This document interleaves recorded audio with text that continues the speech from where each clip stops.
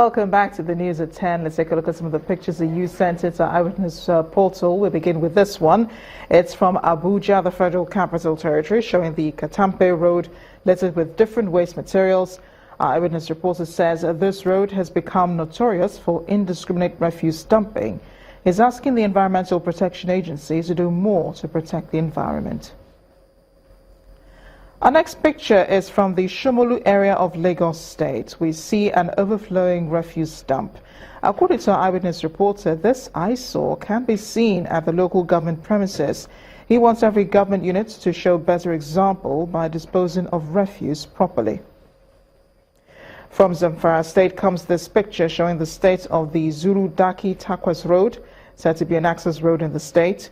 Our Eyewitness reporter is appealing to authorities to fix the road, which has allegedly been abandoned for a long time now.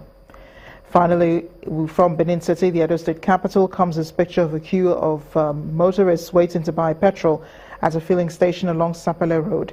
Eyewitness reporter is worried about the thought of a scarcity of the product and asks authorities and sector players to endeavor to avoid such a situation. Thanks for sending in those pictures. Now, the increase in the price of cooking gas and kerosene has forced many residents in Kano State, northwest Nigeria, to resort to charcoal as substitute for cooking.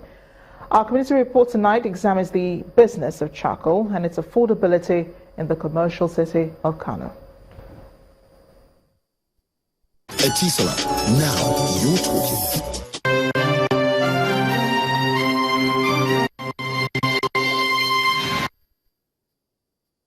The use of charcoal in cooking and grilling has been an age-long tradition, especially in rural areas where most necessities of life seem unavailable.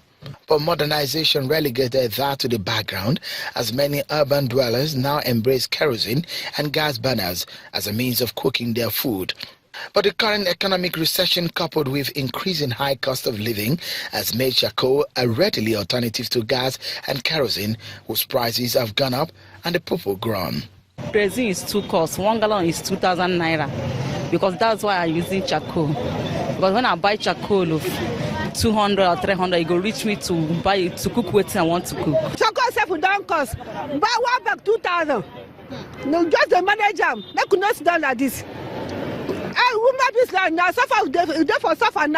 The locals in Kano City, especially women, said the business of charcoal has provided a means of livelihood and has created jobs for those with none. This is big business in this time because some men and women, we do this business, and wives. So this business, he help to the people. To make charcoal available, the indigenes must fell trees. Although government has continued to discourage cutting down trees in order to improve the environment, the reversion to the use of charcoal would negate the objective. An official of the Kano State Ministry of Environment explains. Kano State government has been trying its best towards the issue of desertification, desert encroachment, and deforestation. These are the main environmental problems that are directly related to the removal of vegetation cover, specifically the trees. And we all know the benefit of trees to mankind in general. Experts believe that Nigeria's environment policies may have little impact in Kano unless something is done, and urgently too, to make basic necessities of life such as kerosene and gas available to the common man.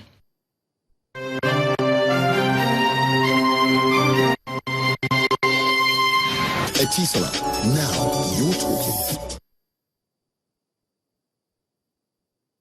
That takes us to business news now. Here's Melinda Akinlami.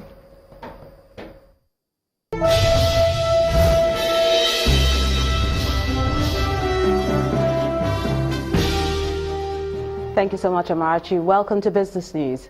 Fitch Ratings has revised the outlook of Nigeria's long-term foreign and local currency issuer default ratings from stable to negative and affirmed the IDRS at B+. According to its report released today, this reflects the tight forex liquidity and low oil production, which contributed to the country's first recession since 1994. Fitch says it expects a limited economic recovery this year with a growth of 1.5%, well below the 2011-2015 annual growth average of 4.8%. Meanwhile, the Nigeria Economic Summit Group has projected a 0.6% growth for the country. The prediction, which was released today at a briefing in Lagos, is contained in the group's report for the year. Our business correspondent Tempo Ashadu has this report. The NESG macroeconomic outlook was limited to internal consumption before now. But owing to the state of the economy, the group deems it right to make it public this time. Unveiled before a cross-section of Nigerian economists, the report showcases two scenarios of economic recovery, both with a GDP growth of 0.6%. While the growth is anchored on the recovery in the price of crude oil and agriculture, the NESG warns of a lingering knock-on effects of FX scarcity on certain sectors. Since we have different rates, you can't allow people, you want to encourage domestic production, and then when they come, they produce, they can't go with their money. So these issues must be critically looked into, and then so that eventually we can have a free flow of foreign direct investment and other type of investment. In attempting to solve this challenge, the federal government is asked to explore the implementation of an industrial policy. The FX issues, it's partly about confidence, it's partly about the need to adjust the demand side, but it's also a need to adjust the supply side. Issues like import substitution take down your demand side. Exports take up your supply side. So it's not rocket science, but let me warn. It is not also immediate. The recovery from recession is inevitable, but economists are worried about a relapse. So maybe perhaps what the government will intend to do with their February announcement on the recovery plan may lay the template for us to query or interrogate the basis of growth. And we believe that as part of our support for the private sector, as part of our engagement with public sector, things like this should come to fore. Prognosis like this aims to shape the direction of a nation. The onus, however, lies with the policymakers who must exploit the country's abundant opportunities for economic benefits. Temple Oshaju, Channels Television News. Nigeria's stock market closed positive at the end of today's trading as majority of the indices went north. Bisi Adebayo tells us more.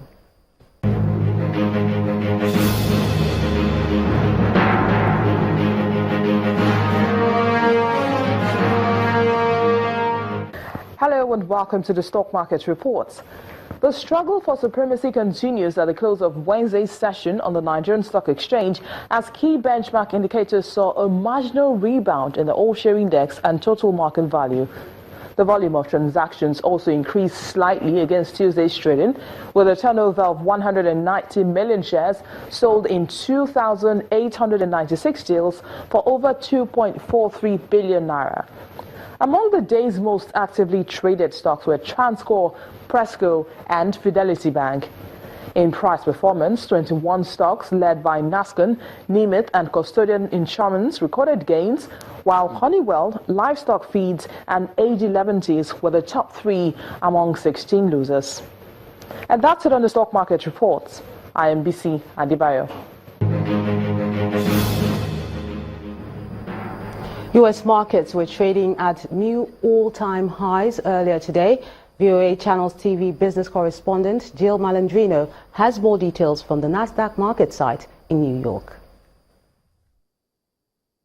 Break out the Dow 20,000 hats because the Dow Jones Industrial Average crossed that key 20,000 level at the market open as the Trump rally marches on.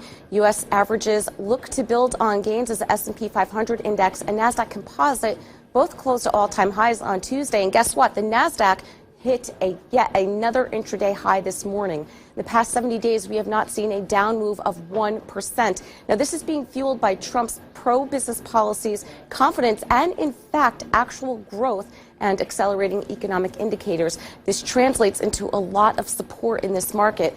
Analysts believe dips will be met with buying in the near term until we get more clarity with Trump's proposals and whether his policies will translate into more corporate and jobs growth. Earnings will continue to dominate the calendar with a slew of reports due out after the market closes today, including eBay, Lam Research, Qualcomm, and AT&T. There are no major economic releases on deck for Wednesday and no Federal Reserve speakers as the central bank is in its blackout period ahead of its policy-setting meeting next week on January 31st and February 1st. From the NASDAQ market site in New York, I'm Jill Malandrino, and this is VOA Channel's Business News. Major stock markets across Asia, Europe and the United States ended mostly in the green, with the Dow Jones at an all-time high above the 20,000 level, but some of their African counterparts closed negative. These are the numbers.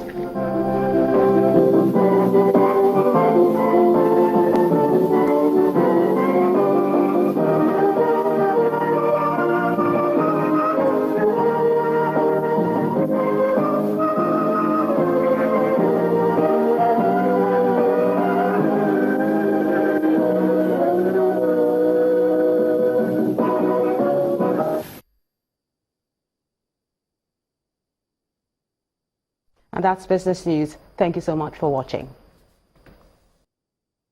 In a bid to forestall another round of fuel crisis, the federal government has ordered the payment of 150 billion naira to independent oil marketers across the country. The chief of staff to the president, Muhammadu Buhari Abba Kyari, gave the order at a meeting he had with key players in the downstream sector of the petroleum industry this evening. The National Secretary of the Independent Petroleum Marketers Association of Nigeria, Zama Mustafa, who spoke to journalists after the meeting, clarified the gathering was not about fuel crisis, but disbursement of the 150 billion naira, which accrued to the marketers as bridging costs. He also doused fears over anticipated increase in pump price of premium motor spirit, promising that as soon as the payment is made to them, the pump price for PMS could reduce to 140 naira per litre. Meanwhile, aviation authorities and Air Peace Airlines officials today traded blames over an Enugu-bound craft that had to return to Lagos following the closure of the Enugu airport. The parties appeared before the House of Representatives Committee on Aviation, which is investigating the incident. While the aviation officials claimed that the airline did not request that the airport be operational beyond the additional hours it had requested for, the airline insisted it commenced flight preparation within the extended hours. Our correspondent, Larry Lasese, reports. The issue of safety in the Nigerian airspace is the focus of this meeting. It's an investigative hearing being conducted by the House of Representatives Committee on Aviation into an incident that occurred on the 22nd of December last year. An Air Peace flight going to Enugu was informed midway that the Enugu airport was closed. We requested for extension on the same date and it was granted to us. We relied on this extension to release the flight. APK 7773 of 22nd of December chocks off at 2150 in Lagos and was airborne at 2214 Zulu. The departure message was passed to Enugu. The dispatcher then informed us at that moment that Enugu Tower was threatening to shut down the airport, and we insisted the tower should be advised. Aircraft was already en route. These appeals did not help as the airport was eventually closed. The managing director of the Nigerian Airspace Management Agency, however, says that the blame is that of Air Peace Airlines.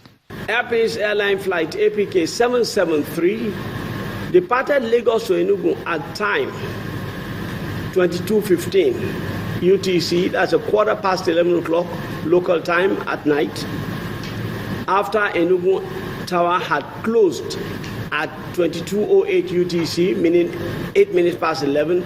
Air Peace Airline could have forestalled this incident if the Air Peace Airline station manager Enugu had contacted NAMA, Enugu Airspace Manager, or the Air Traffic Control Manager to reopen the airport for APK 773 before resorting to diversion to Lagos. The lawmakers had some questions and observations. I equally want to ask whether there are control measures in place to accommodate contingencies like this, most especially that it involves lives of persons. This committee is concerned and the agencies is about safety.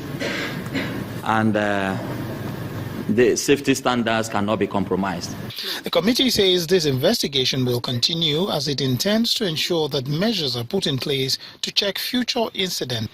Lanre Lasese, Channels Television News. Still ahead of the news at 10, Blessing Okagbare's bronze medal at the Beijing Olympics upgraded to silver as Tatiana Lebedeva of Russia tests positive for banned substances. We'll have more in sports news. Join us again.